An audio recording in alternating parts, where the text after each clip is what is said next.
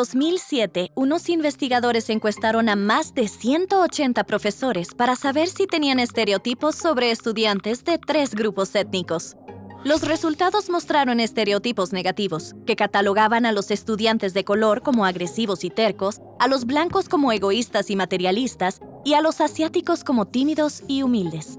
Pero más allá de los sesgos de los profesores, la opinión más común era que los estudiantes asiáticos eran significativamente más trabajadores, inteligentes y amables que sus compañeros. A primera vista, esto puede parecer bueno, o al menos mejor que otras caracterizaciones. Pero tratar este estereotipo aparentemente favorable como algo real puede causar mucho daño a aquellos que describe, a los que no, e incluso a quienes creen que es cierto. Esta imagen de asiáticos humildes y trabajadores es conocida como la minoría modelo. Versiones de este estereotipo emergieron a mediados del siglo XX para describir a los chino-estadounidenses. Pero tras la Segunda Guerra Mundial, la etiqueta se volvió común para señalar que los estadounidenses japoneses habían superado el maltrato en los campos de reclusión de los Estados Unidos y se habían integrado con éxito en la sociedad. Antiguos encarcelados eran catalogados como obedientes y respetuosos con la autoridad.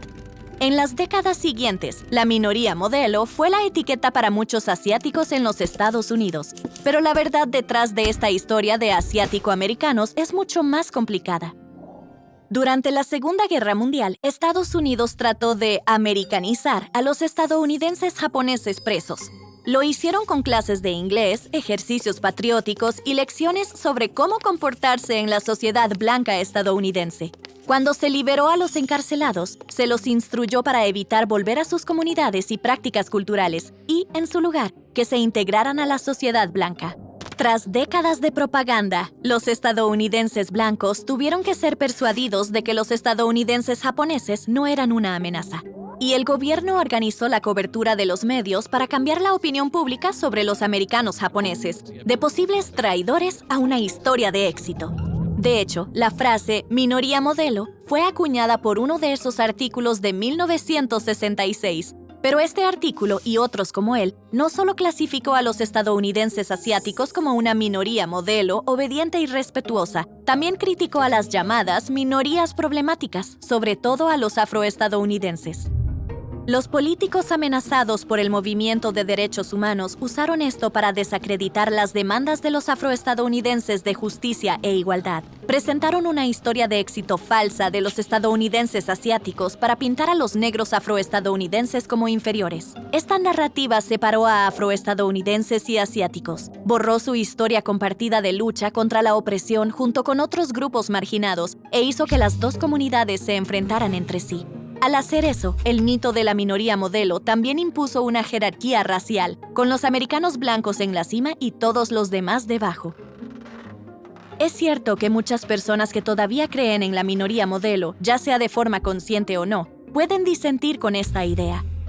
Pero hacer comparaciones entre las fortalezas y debilidades de grupos étnicos pone en valor cuánto estos grupos cumplen con los estándares, típicamente estándares establecidos por la mayoría blanca. En este caso, el estereotipo de la minoría modelo sugiere que los grupos marginados que son obedientes, amables y respetuosos de la autoridad blanca merecen tolerancia, mientras que los grupos que desafían el status quo no la merecen. Este estereotipo también tiene impacto negativo en los asiáticos que representa. De acuerdo con un fenómeno psicológico conocido como amenaza de estereotipo, los miembros de un grupo a menudo presionan el accionar de otros individuos para evitar fomentar estereotipos negativos.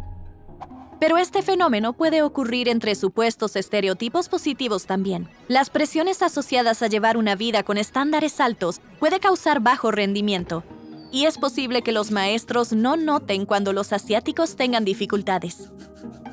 Fuera del aula, los programas sociales que asisten a asiáticos a menudo son recortados porque se asume que ellos necesitan menos apoyo que otros grupos desfavorecidos. La imagen favorable creada por este estereotipo puede que también haga más difícil reconocer la violencia racial y la discriminación entre los asiáticos. Y, dado que este estereotipo agrupa a todos los asiáticos bajo el mismo paraguas, impacta sobre personas con diferentes orígenes e historias únicas de discriminación. Así que, mientras la etiqueta de minoría modelo podría parecer beneficiosa para los asiáticos, en realidad funciona como cualquier otro estereotipo racial. Reduce a un grupo de personas a una imagen unidimensional. Y esa imagen nos ayuda a entender la historia, la lucha y los triunfos de cada individuo de ese grupo. Es esencial reconocer y desafiar estas etiquetas para construir alianzas entre las comunidades y eliminar los estereotipos dañinos para siempre. ¿Listo para seguir aprendiendo? Mira estos videos para desafiar lo que crees que sabes o para aprender más sobre lo que no. Suscríbete y mantén la curiosidad.